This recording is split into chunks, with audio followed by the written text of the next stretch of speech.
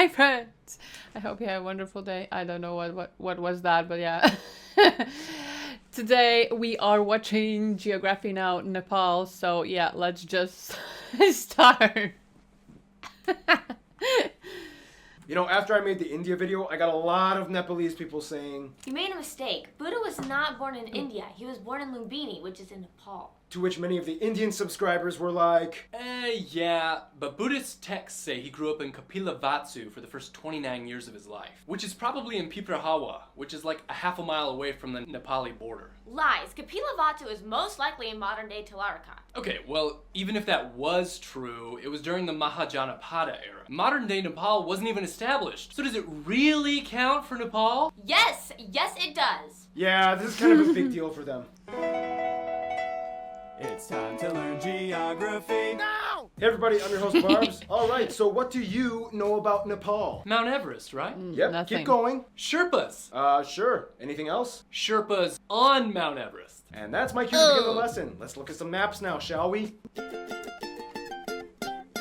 Nepal is often called the roof of the world. About 75% of the entire country is in the highest mountain chain on Earth. This means they have a very interesting civil layout. First of all, the country is landlocked, located in South Asia, sandwiched right in between India and China, locked away predominantly within the Himalayan mountain range. The country is divided into 7 provinces, only 3 of which have actual names, whereas the remaining 4 are just called province with the corresponding number. Some of these provinces have proposed names, but as of 2019, they are not yet official. Number 4 is skipped because they gave Gandaki a name back in 2018 when it used to be Province 4. Wait, so if 4 is gone now, why don't they just switch 5 to 4?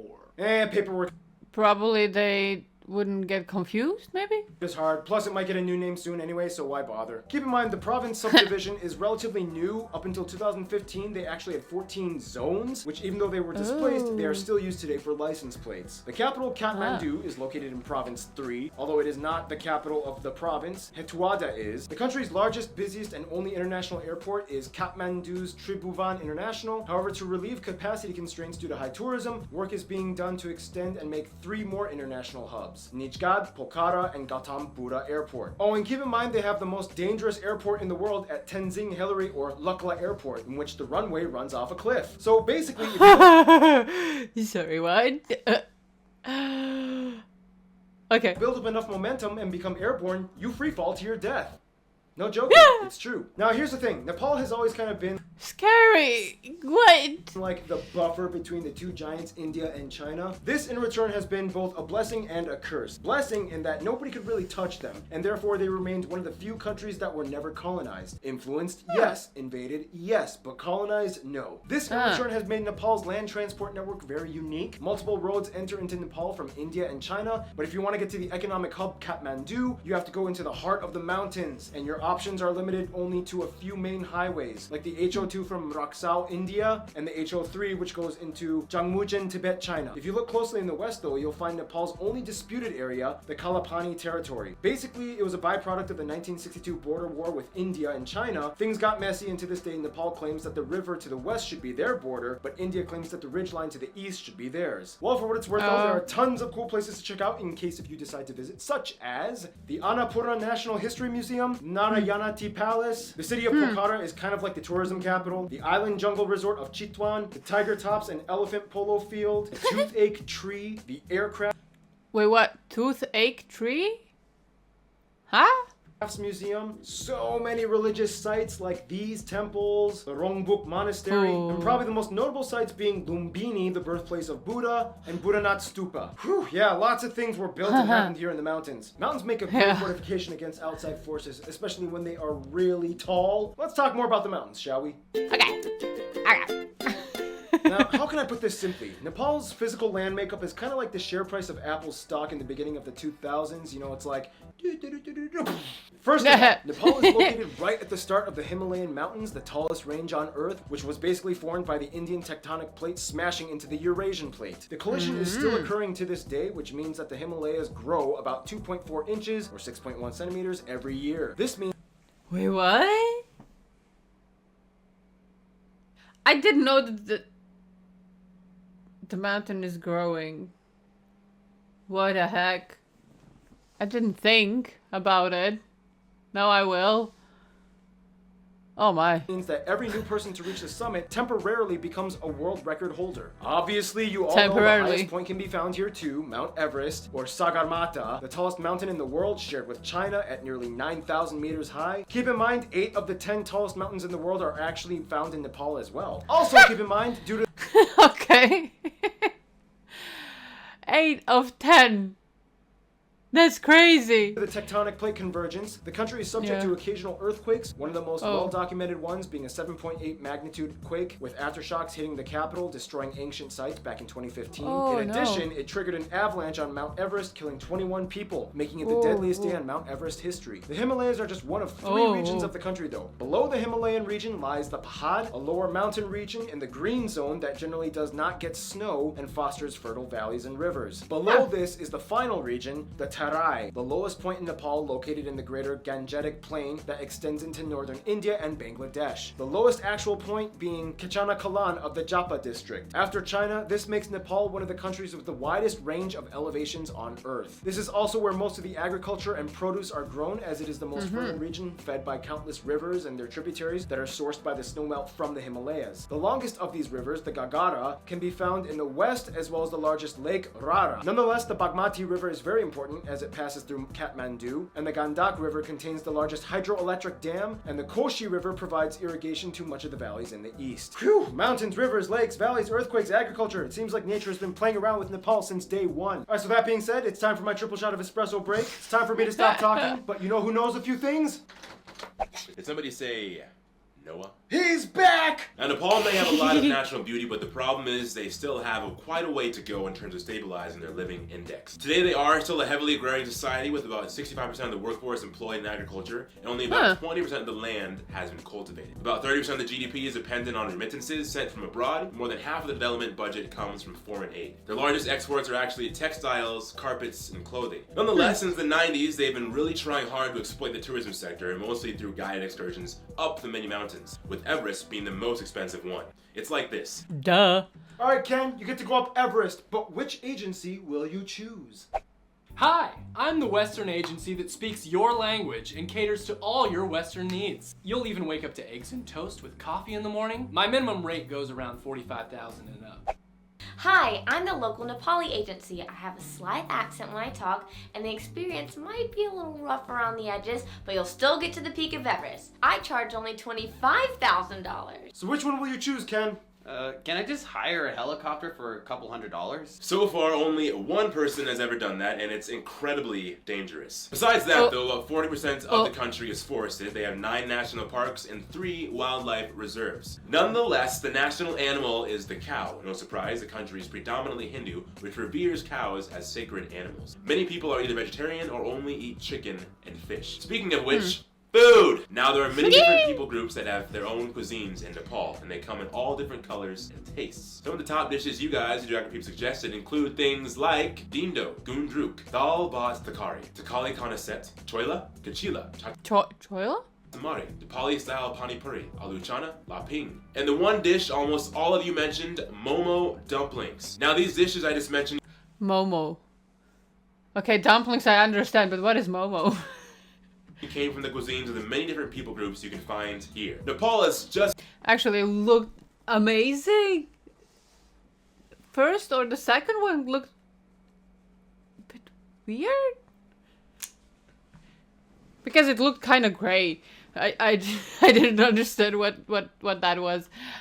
But yeah, is it spicy or it's like not that? I think I could go with spicy, but when I'm trying the noodles, I can't. But yeah, I would love to try it. not Nepal without its people. Which brings us to... Thank you, Noah. Follow him on Instagram. No problem. So you tried to film without Noah last episode, huh? Sorry, Noah. I must Nepalogize.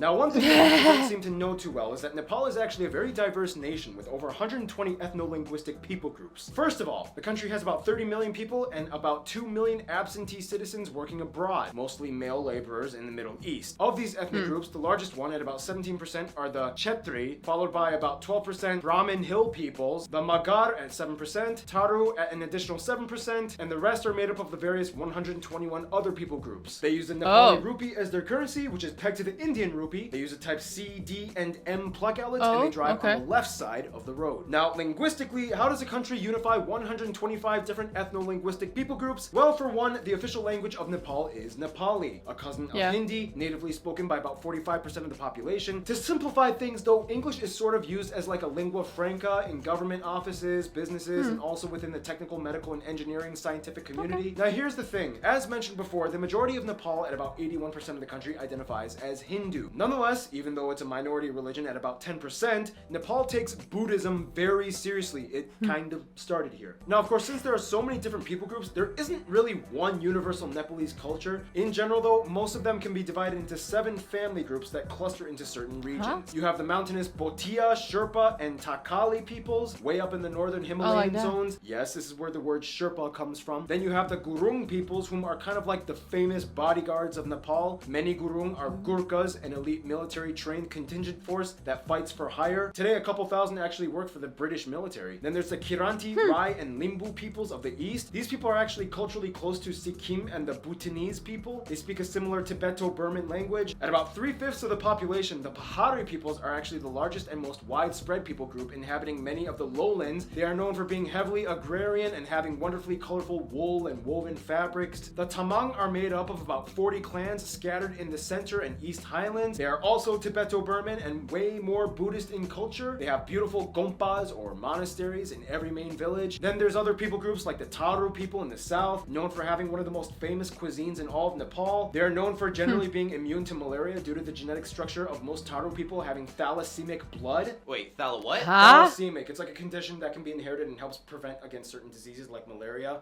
So is this going to be like a new segment, like in the Namibia episode, where I ask what the definition is and you explain what it is? Possibly, yes. And finally, even though they make up only about 5% of the population, the one group that is kind of regarded as like the originals of Nepali national identity might be considered the Newar peoples. Found in pockets all over, mostly in cities, they are known for being the most politically, economically, and socially advanced community in Nepal. In a nutshell with culture though, in the shortest way I can put it, you kind of see like this interesting Indian-Tibetan influence fusion with Nepal. And here's Random Hannah to explain. Amongst all these groups, certain traditions are shared universally, and most are either rooted in Hinduism or Buddhism or both. The Himalayas are in themselves considered the abode of Lord Shiva, and the Hindu god plays a huge role here. Many Nepalese follow a deep-rooted tantric tradition of Hinduism or Buddhism, which allows 5 animals for ritual sacrifice. Every town has a jatra, or celebration of main god or goddess, usually followed with a procession of the statue around the town. The 15-day-long festival of Dashin is celebrated by everyone in the country. It's a huge deal. Many of you have also mentioned the Kumari, little girls that are worshipped as living goddesses until they hit puberty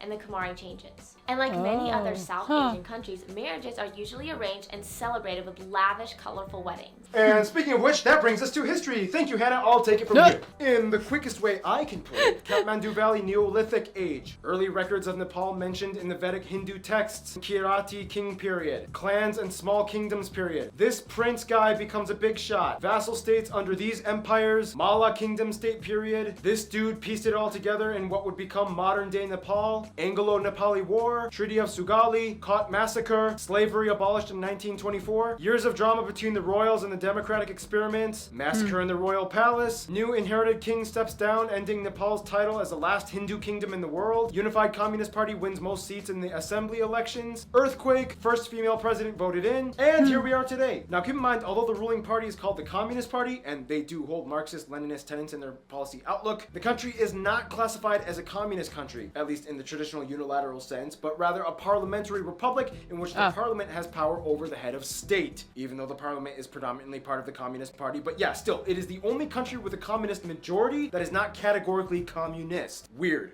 Anyway, here's some famous people from Nepal. Historical Anyway. figures like Amshu Verma, Princess Brikuti, Sankadar Sakwa, Araniko, Bahadur Shah. Contemporary figures like Bhimsen Thapa, Lakshmi Prasad Devkota, Jamaki Miri, Amrita Acharya, Tenzing Norgay, Gopal Prasad, Anil Gurung, Gaurika Singh, Dachiri Sherpa, Sandeep Lamichane, Prabal Gurung, Chandra Bahadur Dangi, David Lama, and of course, Siddhartha Gautama, otherwise known as the Buddha. Alright, well that just about does it for the people. Now let's see what other people like to hang out with Nepal, or at least climb up the mountains. Shall we?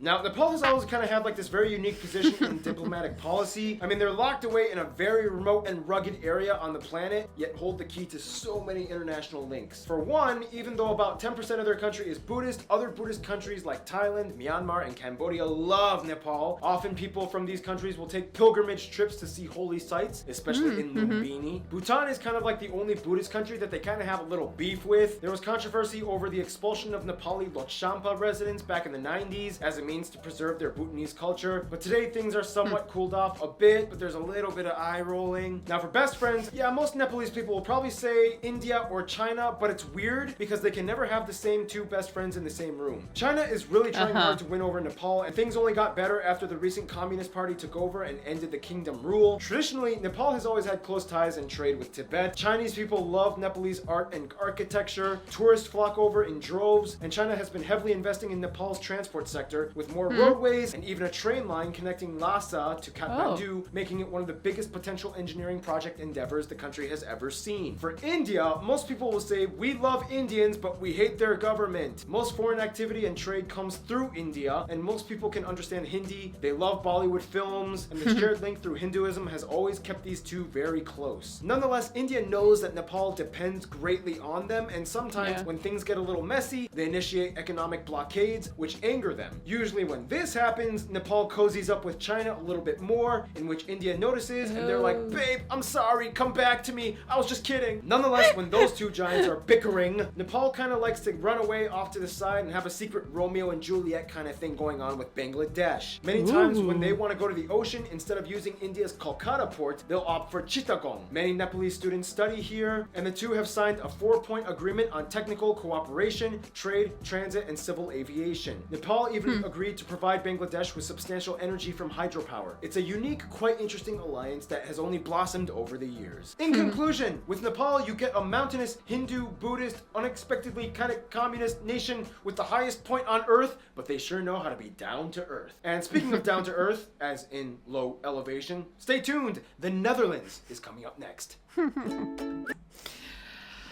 Oh my, this was fun. I really didn't think that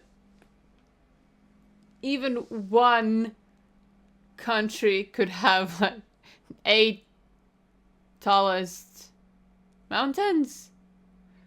That was a big surprise for me. Oh my. But yeah, I would love to go to some mountains, but I know Everest, it's not for me. Sadly, my feet is hurting a bunch if I'm walking a lot. I don't think that would be up for me. So yeah, that's kind of sad.